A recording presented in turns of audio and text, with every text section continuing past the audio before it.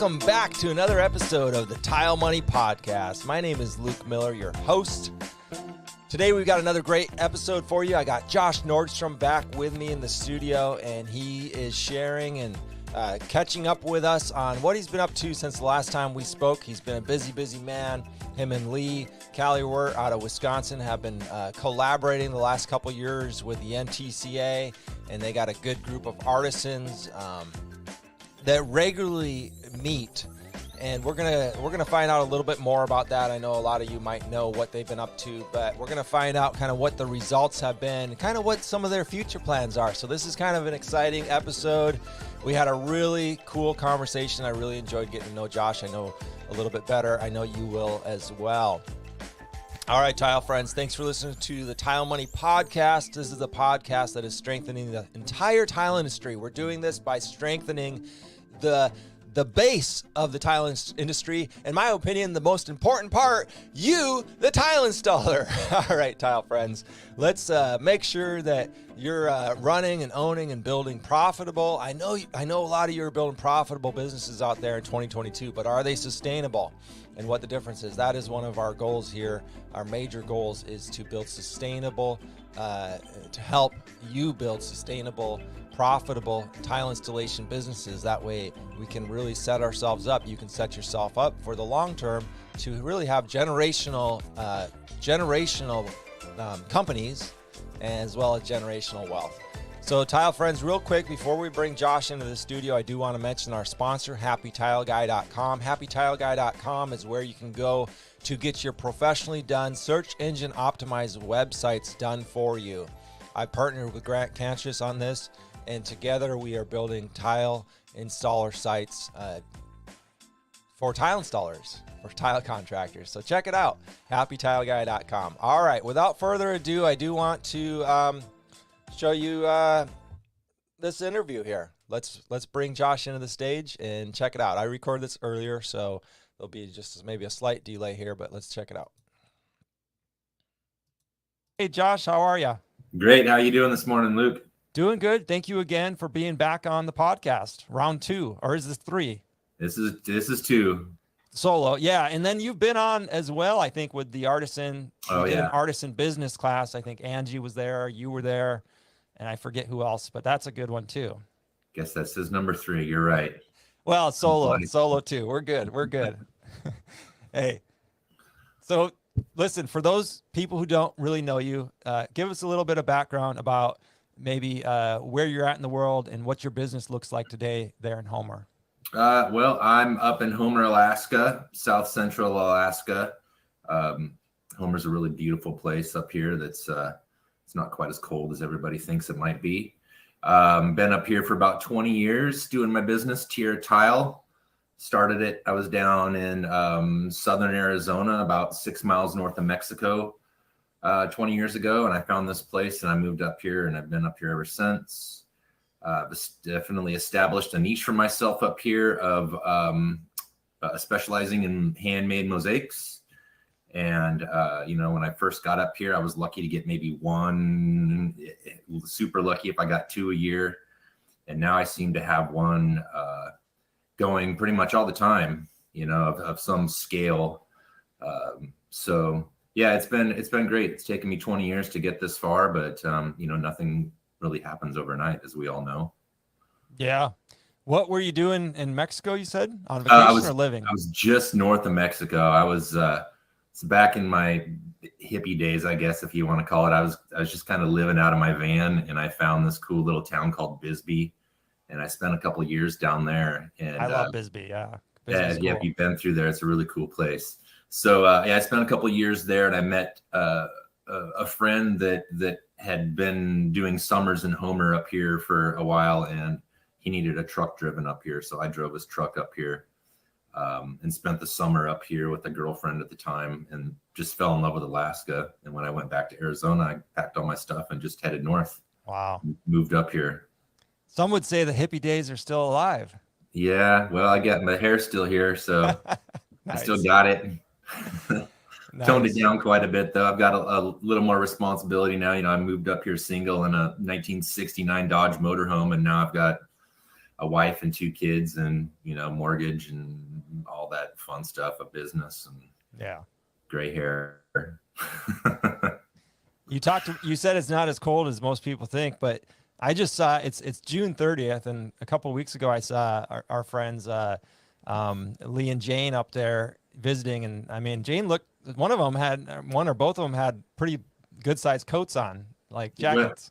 Yeah, I mean, our summer high up here, I think yesterday it hit 73. Okay.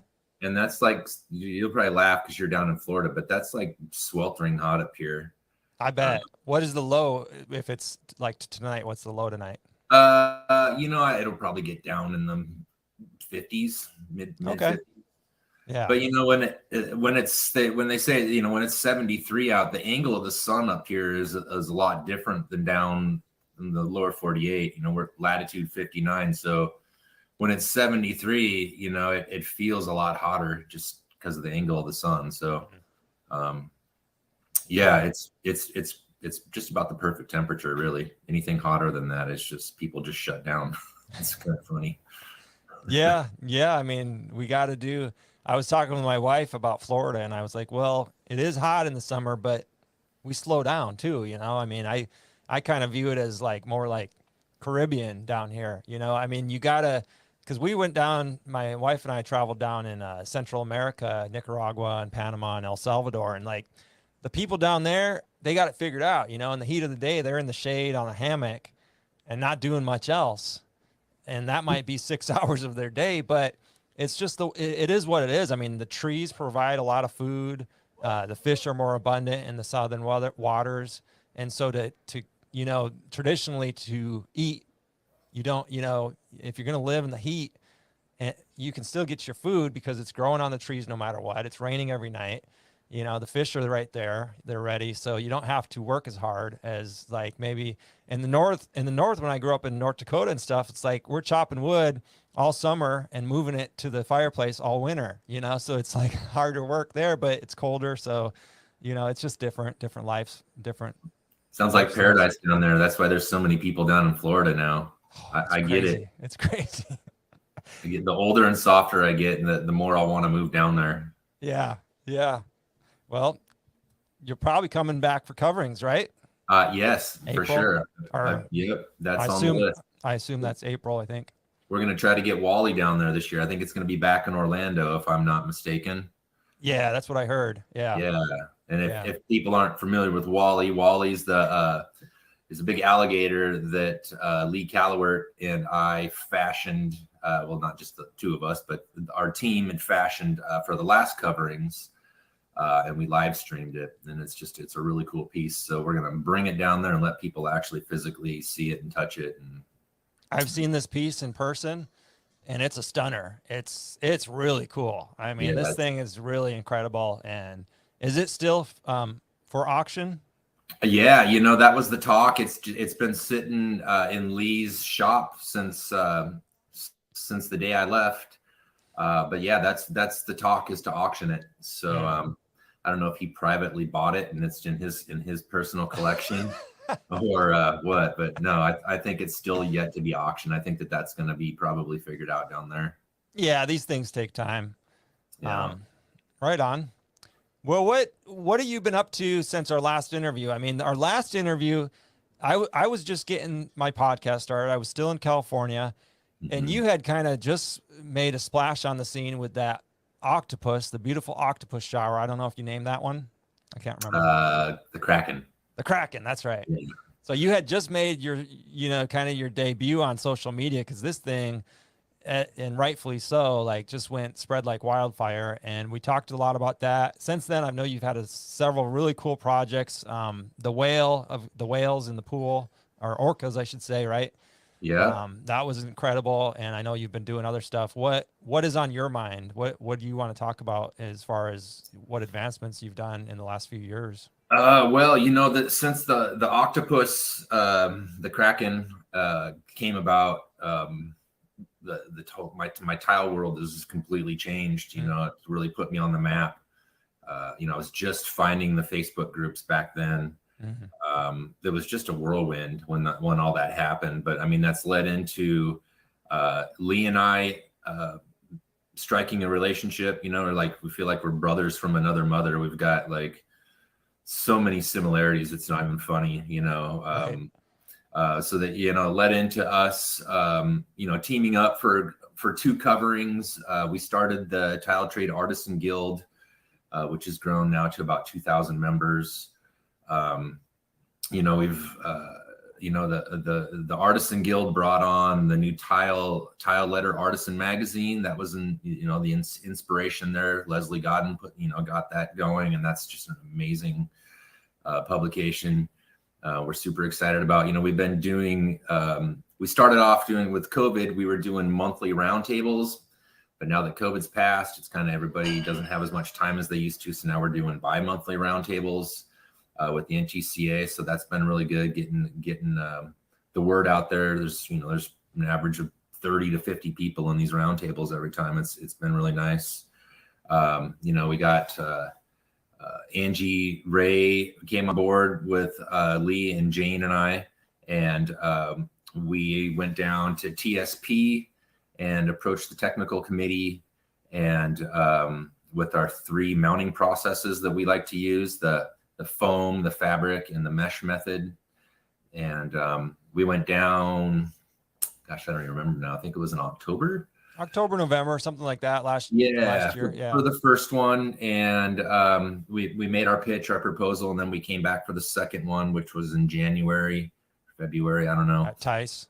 And then it was approved like magically. And I guess nice. That, nothing ever goes through that fast in those meetings. So it was really cool to be involved with all that and see like the behind the scenes with all of the technical committee. And like, the technical committee is like all of the leaders in the industry really that get together in a room, and they hash out all the rules that we all go by in the manuals and stuff. So we got our method.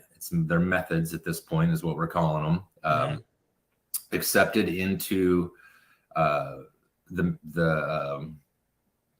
oh man, what's it going to go into? It's going to go into, they've got the 3 different ones. It's going to go, not the ANC.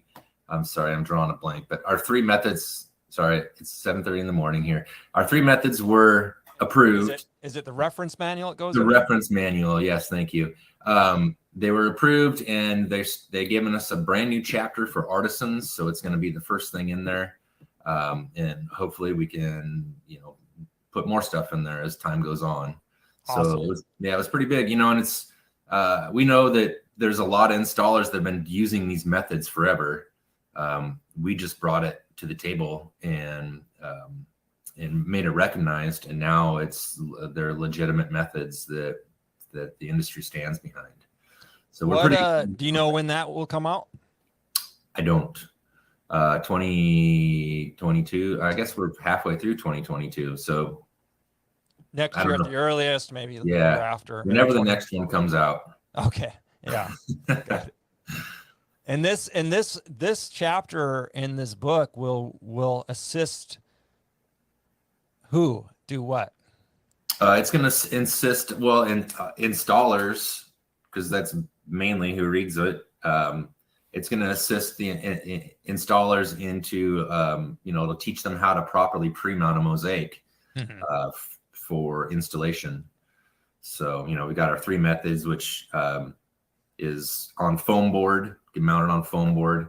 So you usually use the 1/8-inch foam board. You can use the thicker stuff if you need to. On fabric, which, like Curdy fabric or, Laticrete's fabric, everybody's got a fabric and a fleece that we're waterproofing showers with. And on mesh with liquid waterproofing membrane and primer. So, these 3 methods we've all been using forever in different applications just to make normal work on a job site easier. So it'll teach people how to properly pre-mount their mosaics without having any troubles. Nice. I hope I that's love that. Right. Well, this mosaic, tile mosaic, stone mosaic work, is probably, one of the oldest art forms that we have of tile, right? Yeah, I'd have to argue it's one of the oldest art forms, next to like cave Right. painting. You see all this cool stuff come through Facebook with all these mosaics that they're finding, and Uncovering, unearthing. yeah, Yeah. uncovering under the ocean and whatnot, and under 50 feet of dirt, and they find these things, and it's pretty amazing, and just to think that all those mosaics were just made with different colored stone back in the day.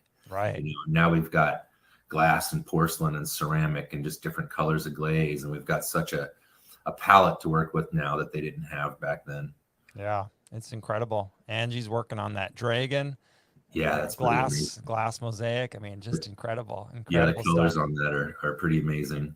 And this is something that we want to preserve. I mean, that's what I gather, and as that's kind of what I'm hearing is the reason the three of you really felt this was such a important subject to put in the reference manual in modern times is because it's like, look, we want to preserve mosaics. How do you preserve something? We'll have more of it, have more knowledge abundant out there for tilers or artists to do it properly, right? Because back in the day, I mean, they used to do this. However, I mean, it's a whole nother discussion, but a lot of sand, a lot of this and that, but they were able to preserve this. I mean, what is the oldest mosaic off the top of your head? I mean, is it like 2,000 years? Is it longer than that? I mean, they've been around a long time, and they unearth these things, and they look great.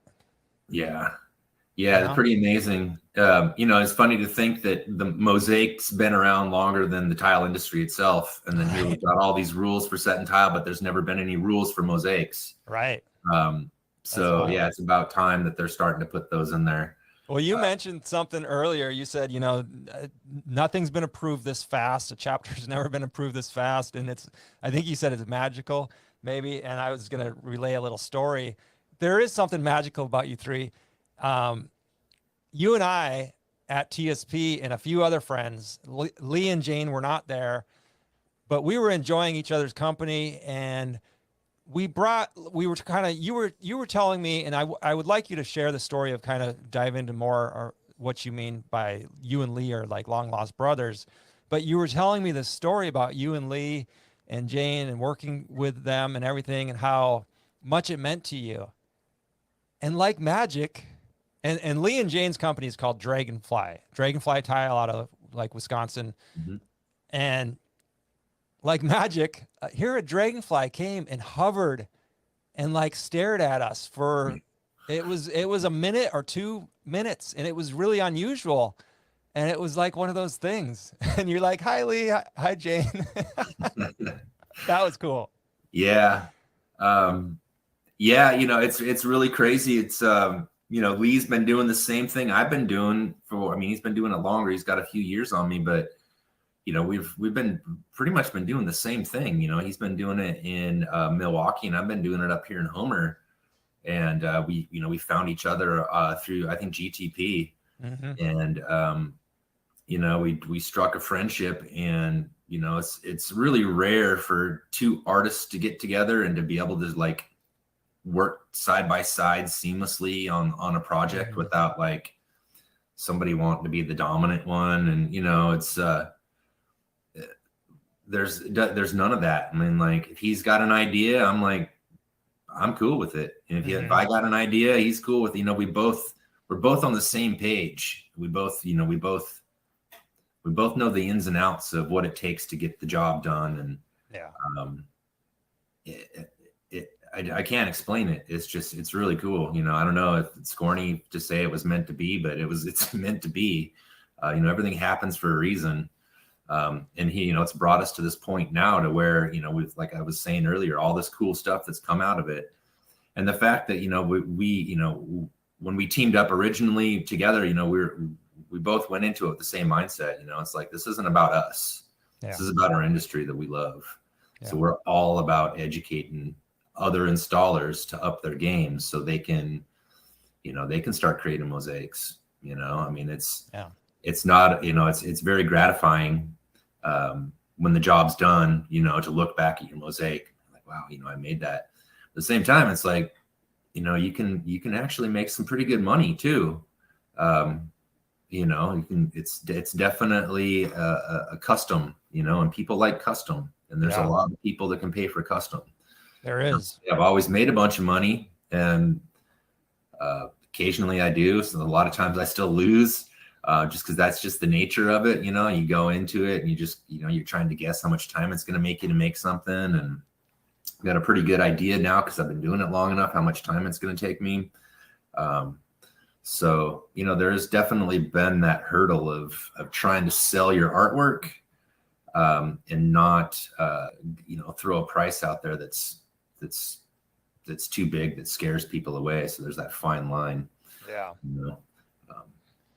What I'll do is put some links to the Artisan Business Podcast. It was you, Angie, Lee, and I forget who else. And that might've been it.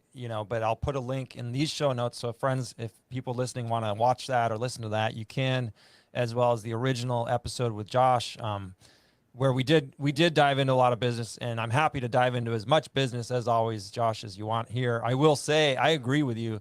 The skill that an artisan like yourself has, you've spent 20 plus years perfecting it and pursuing this craft.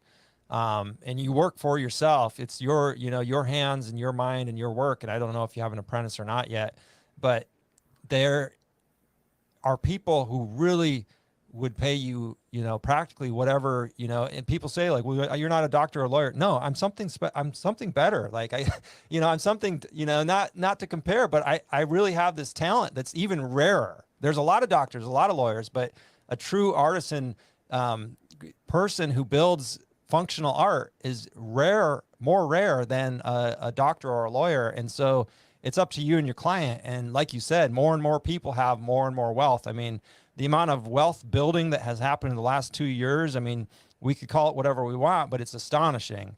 There's a lot of really wealthy people, and they've been building third and fourth and fifth homes, and they're really just for display.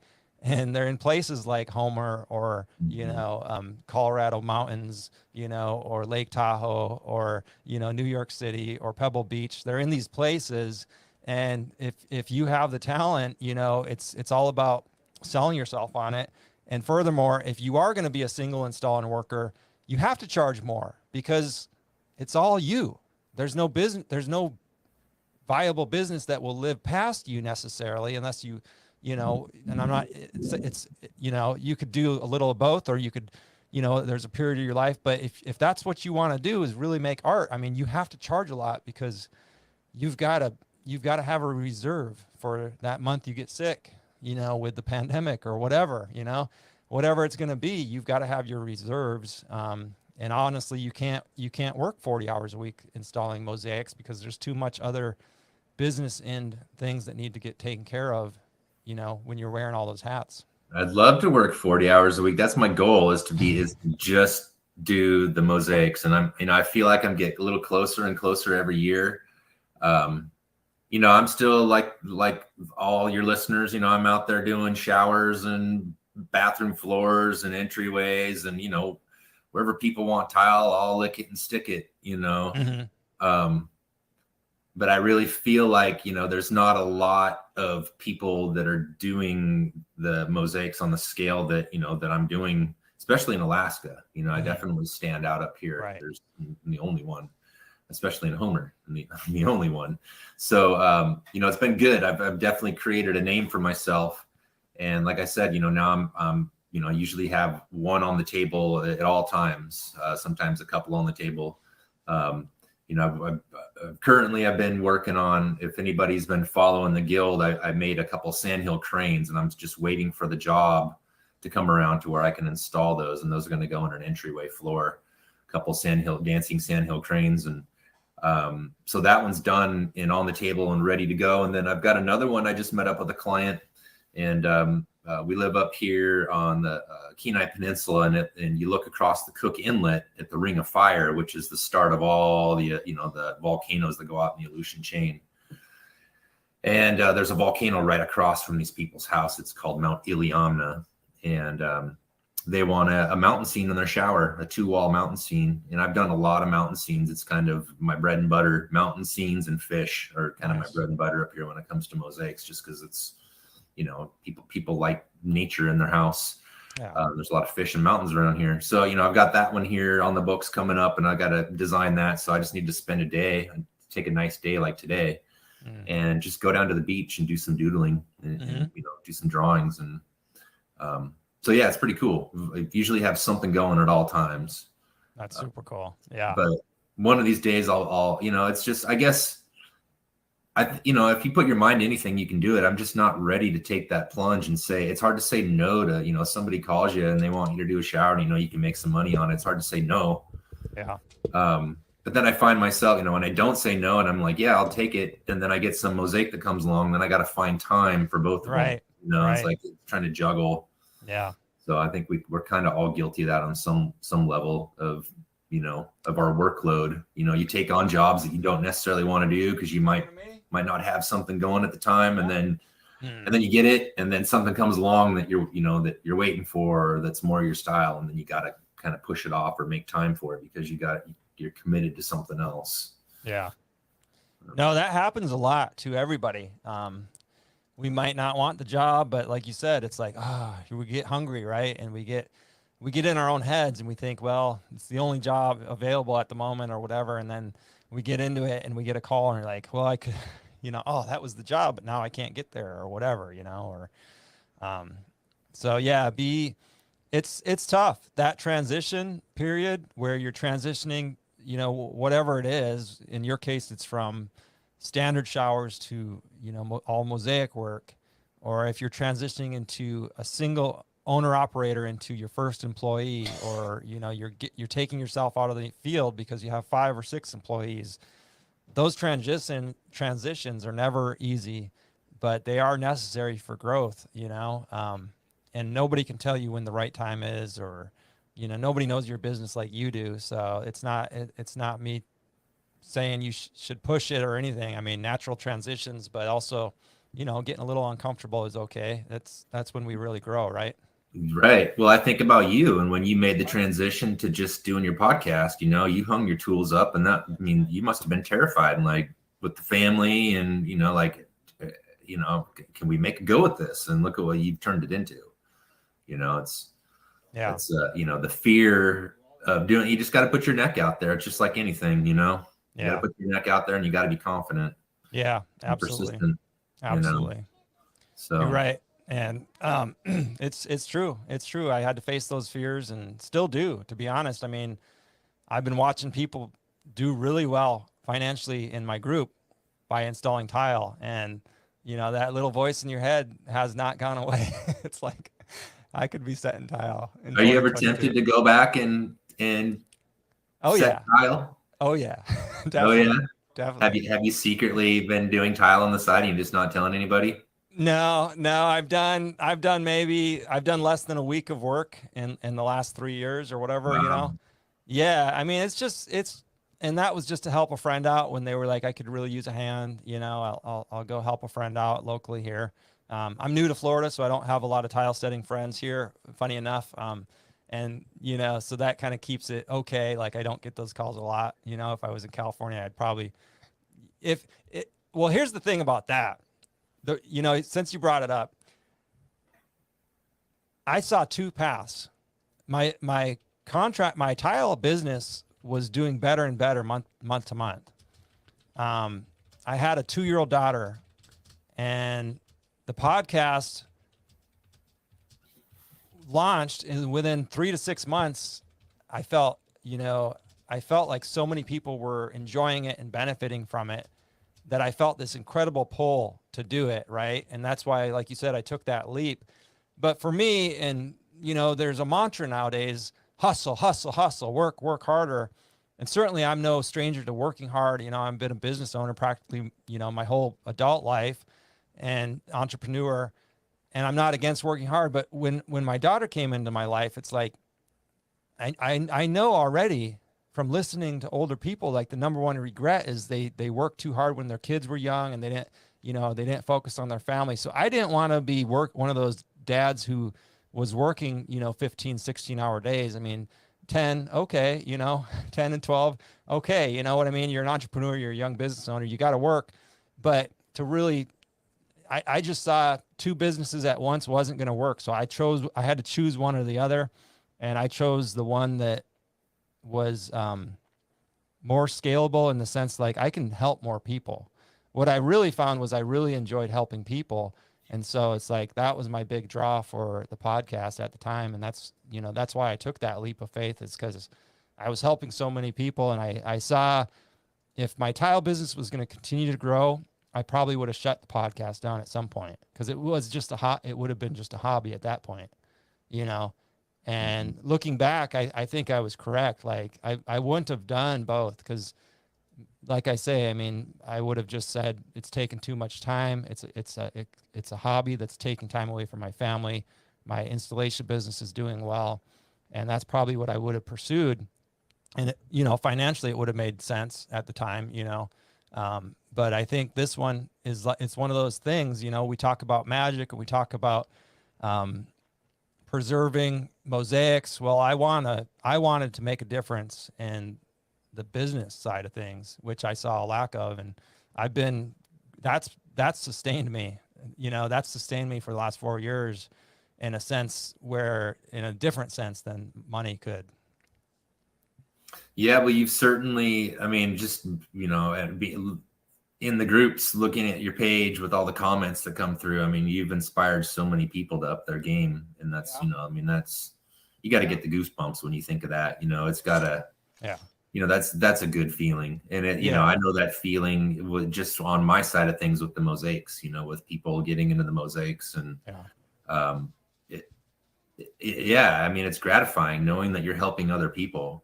Yeah. And you saw there was a hole in the industry of like, none of us, we're all in this industry because most of us, I'd say 90% of us are in this industry because we didn't, we didn't pursue and go to college and whatnot. So, we just found ourselves doing tile or however you got here. But my point is, you don't have to be, you don't have to have a college degree to be a tile guy. And, right.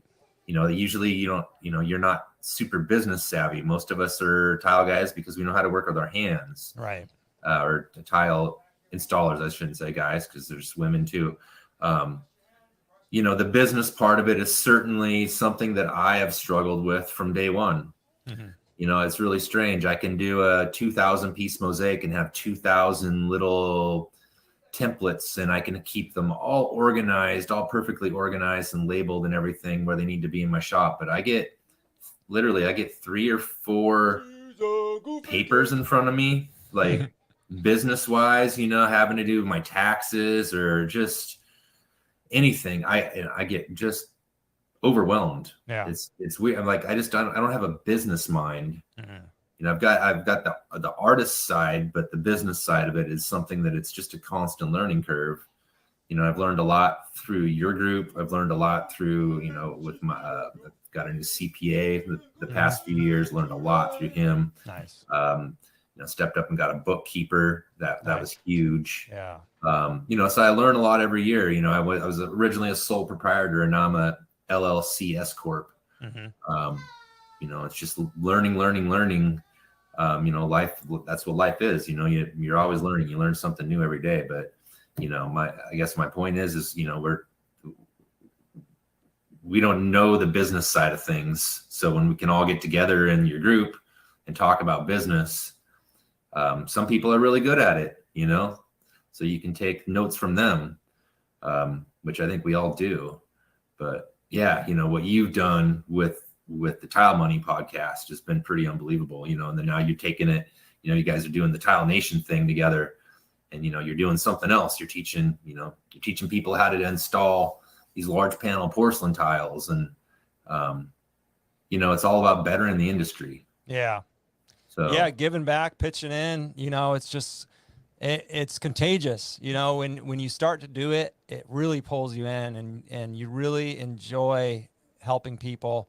As I'm sure, you mentioned, like people reach out to you and they're like, thank you for these videos and thank you for this the round tables, right? I wanted to ask, where can people find, are the round tables available to watch? And then where would people join a future round table? They're on, all the past ones I believe are out on YouTube now. So you can do like, go to YouTube and hit NTCA roundtable and they'll come up. Okay. Our next one, when is the next one? I don't think we have the next one set in stone yet, the actual date, but I know the next one is going to be, we're going to be talking about the tile workshop that just went on in Pennsylvania. I think it was the Leslie Godden. Oh yeah. Doylestown or something, Pennsylvania. Yeah. It was, I'm trying to think of the name of the place right now. I'm having a total brain fart, but it's, so this next roundtable is going to be on the heels of that. It's all handmade tile. All the handmade tile artisans all get together for this. It's been going on for 20 plus years. And, Leslie Godden went over there and she got a bunch of amazing photos and talked to a bunch of, amazing craftspeople. So that's what this next one's going to be about. I think it's going to be sometime in July, if I'm not mistaken, because I think we had our last one in May. Yeah. Okay. So that would be July. Cool. And we do them on, it's always been on a Tuesday. So they're always Tuesdays. So if you look at your calendar, looking at the July Tuesdays, it would probably be the 12th or the 19th, I'd imagine, one of those 2 dates. And the best for the audience, if you're in Facebook, you can go to like Artisan Guild Facebook group, and that's where they give a lot of those updates. And they put them out in pretty much all the groups, but we definitely advertise it a lot in the guild. Just because that's what the guild's all about is the artisan side of tile. So, What's next for the guild? I mean, I know you guys probably have some bigger plans. I mean, you've been kind of working on a lot of big projects and a lot of positive things. And like I said, it's contagious. So I know you're probably thinking of other things and planning other things. Well, it's funny, I talk about, Lee and I are brothers from another mother. We both have had the same idea for a really long time. And it's something similar to what you guys are doing with Tile Nation. But, on the mosaic side of things is, we've always wanted to train people. My idea was to build something up here and have like workshops and have people come up for a work vacation and come up for 4 or 5 days and do like a 4 or 5 day workshop. And then maybe go out and we can tie in some Alaska fun for a day or two. Lee's had the same idea to do something down in lower 48. So since we've been together, we've been talking about it, and we're teaming up with the NTCA, and it's still in the works. I guess this is the first time that it's ever going to be spoken of, but we are doing an artisan workshop. Nice. We are planning it. It's in the works. It's still totally in its infancy. We know the dates are going to be about this time next year. It's going to be over summer solstice. It'll be in Wisconsin at the Dragonfly Studios.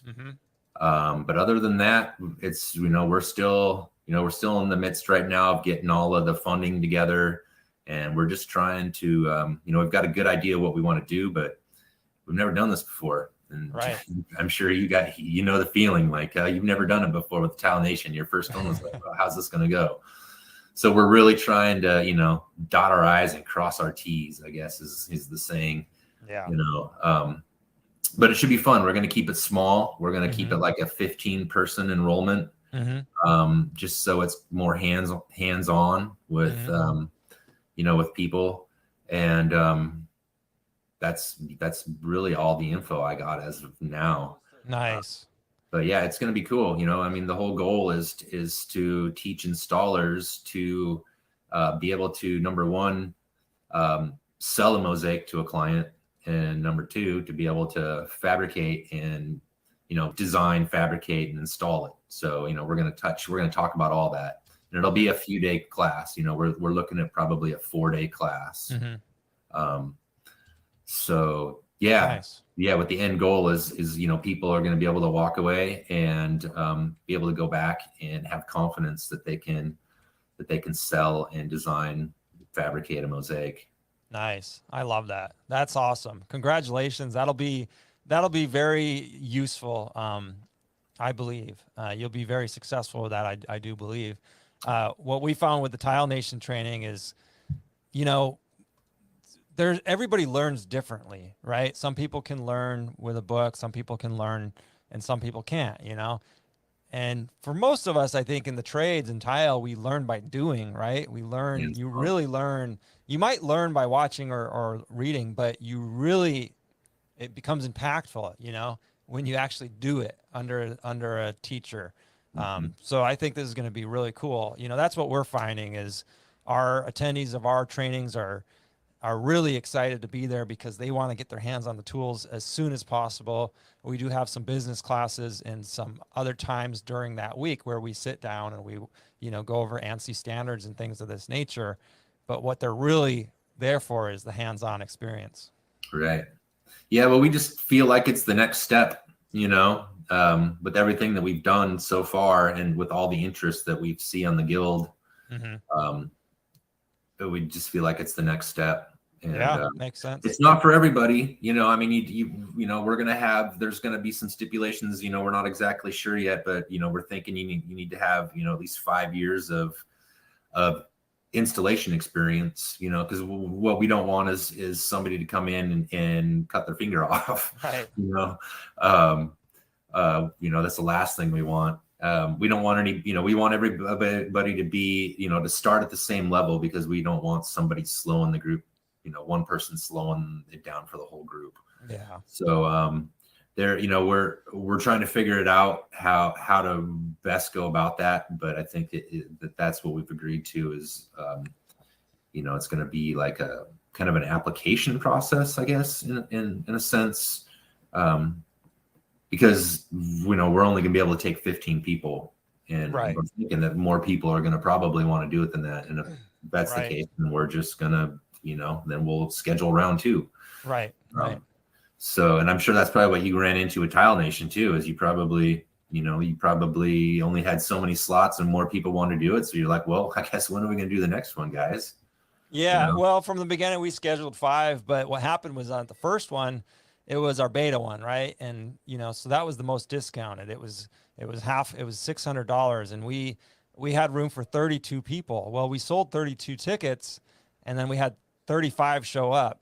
Oh, wow. So, with their checkbooks. So like we had 3 extra students, and you don't turn them away. I mean, they're there to work and everything like that. But what we found is, so if the absolute max is 15, maybe. Maybe plan on one person showing up who didn't register. So I don't know. It's just what happened with us. But people are eager to get that hands-on learning, and that's really a cool thing. I lost my train of thought there, Josh. Yeah. Well, I'd like to think that people would just want to show up and be part of, but I think that there's got to be a little bit more, more to it than that. At least for this, just with the nature of it, people are going to definitely have to be registered and stuff well in advance. And, right. That's what I recommend that as well. Yeah. The way that we're just trying to structure it, we're trying to, what we do is different, obviously, than every other aspect of the industry. So we want our event to be different and to definitely stand out and just be one of those events that people are going to talk about and want to go back to, just like yours. With the Tile Nation, you guys created a lot of hype online about it. There's a lot of people talking about it, and people just can't wait to go to the next one. Yeah, we're hoping that that's going to be the case with the artisan event. Well, one of the things, I'll just throw this out there. One of the things I think we could have done better was giving people more time to, prepare to come. I mean, we announced it, I think, in January or December maybe, and our first class was in February. So we didn't give a lot of time. And then it was Tice, and then it was coverings, and then it was another class in May, and then another class in June. And so, but it's all good because now once we announce next year's dates, they'll have, a whole 6 to 12 months to plan, which is kind of cool, which sounds like you guys are given plenty of time. I mean, well, we haven't, like I said, this is the first official announcement of it. We'll put it out there on the pages here in the near future, I'm sure. Yeah. But yeah, we wanted to give at least a year in advance just to let people prepare. and for us too, I mean, there's a lot that's got to happen in a year. We got to put the whole show together. Yeah. And you Figure still out have exactly jobs. what we're You going still to have do. your business. Yeah, jobs, family, business, everything on top of it, life. And everybody that wants to come and attend has all those same things that they got to juggle too. So yeah, we just figure if we put it out there early enough, that'll give people, with the registration, they'll have to put like money down to secure their spot, and that'll give them time to come up with the money too, so they don't have to come up with it all at once. Right. So we're trying to figure all that out too, with the admission and all, everything. Yeah. We're going to make it affordable, and it's just, it's going to be cool. It's like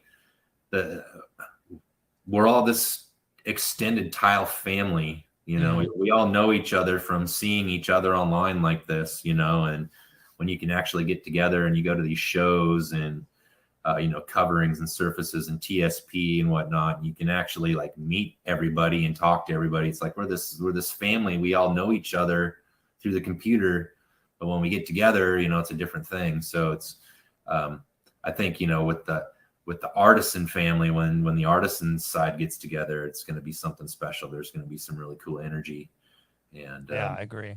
Yeah, it's going to be fun. That's so cool. We're excited about it and what it could possibly lead into for the future of the industry. What a cool concept, and what a cool, valuable thing for the industry that you guys are creating. And I really mean that. I mean, this is how we grow a community. You had an idea, and you found a long lost brother, and you guys were like, we're so similar. We have the similar goals, and we really love what we do. And we know there's others out there who maybe feel alone. And you created a space for people to find each other and inspire each other, to push each other to boundaries, really, of what we can do with mosaics, and the proper way to do it, the way that's going to ensure the most successful outcome. Super cool. And now with the hands-on thing, I mean, this is how you start a community. You find like-minded people. And I don't know about you, but I think some of these communities like Facebook, it's just too many people. I think that's why we see so many arguments, because it's just you mash everybody in one little thing in one center town hall, and it's centralized, and you have people from all over the world there, which can be a good thing. But I think the confusing thing that people confuse is it's not the best place to actually, it's a good place to access a lot of valuable information. And for me, that's why I go on Facebook, to access valuable information and use it as a tool. It's not the best place to talk about your belief system or your politics or this and that, because there's too many people all over the world that have different lives and backgrounds. So like if you were wanting to talk about like the Guild, for instance, you guys started a Facebook group for the Guild because you have less people in it, but they're all there for one reason. Same concept with TileMoney. I wanted a Facebook group that was just business. People are like, why is it just business? Because it's valuable. If you don't want to talk business, there's 12 other groups that just talk whatever. You can talk anything. Some of them you don't even have to talk tile. You can talk whatever. And that's fine. That's cool because it's different and it's valuable. But the way you build a community is you find your like-minded people and you go to work on something together. And if you try to do that with thousands and millions of people like Facebook, there's a lot of distractions. So I think, I guess that's my way of saying kudos, you guys are doing it right. Yeah. We look at it from the point of like, like I said, Lee's been doing it a little longer than me, but, I've been at it, for over 20 years now. And it's 20 years of learning things the hard way. Right. Do's and don'ts. And, if we can shorten that 20-year span for up and coming installers, in any way, shape, or form, then that's what it's all about. Is to teach everybody all the things we've learned over these past 20 plus years, so they don't make the same mistakes, and then that just puts them that much further ahead. So that's what it's all about to us. Nice. It's just kind of it's passing the torch on. Yeah. It's really cool seeing what people come up with too. I mean, there's people that have been in the group from the very beginning. You saw some of their early works and what they're doing now. And it's amazing. Right. It's pretty cool. We all inspire each other. Absolutely. And that's what's cool about it. Well, Josh, I've really enjoyed this conversation. We're coming up on an hour. I want to be respectful of your time. It's a gorgeous day there. I know you've got some artwork you probably want to do. Any last comments or words, thoughts? No. Okay. I don't know. All right. Just, love what you do, and I think we all love what we do. That's why we're in this industry. Nice. It's the only trade that I see that allows you to be creative on a daily basis. You know, painters, drywallers, framers. Nobody gets to be creative like us. You know, tile people. Sorry. So you know, we're all creative-minded people already because we're in this industry. So we're just trying to help people take it to the next level. So you're on Facebook. If people want to find you, Joshua Nordstrom. Your business is Tierra Tile. Yes. I know you're on Instagram at Tierra Tile. Is it like At all one word? Everything that I do and everything's Tierra Tile in my world. So yeah, you know, I started the TikTok thing here a while ago. Started doing some TikToks, Nice. Which is a whole new thing. Yeah. Trying to figure that out. I feel like an old man trying to figure out the computer, their algorithms and whatnot. Yeah, I've been doing that a little bit. I've actually been a little lazy here this past month. We've had kind of back-to-back visitors, so I haven't had much time on the old TikTok thing. But yeah. I got some stuff brewing up. I've been making another big art project here that's not tile related, but I'm going to be sharing it on my TikTok and okay. Just different things. But yeah, Tierra Tile on Facebook, Instagram, TikTok. Yeah, that's where you can find the business. And, nice. And me. Nice. All right, Josh. Well, appreciate your time and sharing your knowledge, and appreciate all you do for the industry. Yeah, Luke. Well, the feeling's mutual. So right on. I appreciate everything you do too, and I'm sure, and I know every one of your listeners appreciates you. So. And I look forward to meeting you, or not meeting you, and seeing you again in person in April. And I was going to say, if you want to meet Joshua, if you haven't met him, he will be in Orlando, Florida in April for the Coverings event. That's, you know, the Coverings event. It's back in Orlando for 2023. If you want to meet Joshua and you want to meet a whole lot of cool people, like-minded people, go to Coverings, put it on your calendar. It's a business write-off. You will excel. You will excel your business by going to one if you've never been, and by going with intention to meet people like Josh. And I'd be happy to shake your hand too. I'll be there. It's a couple hours from where I'm living, so you know I'll be there. Look forward to that in, I think, April-ish of 2023. So, all right, Josh. Well, I'm going to close out here. Tile friends, I hope you enjoyed this interview and found it beneficial. If you want to stay in touch with me, again, text the word Tile Nation to 844-446-7623. And we will text you once in a while. I don't even text that often, but if I'm doing something cool that I think you might like, I will text you to let you know about it.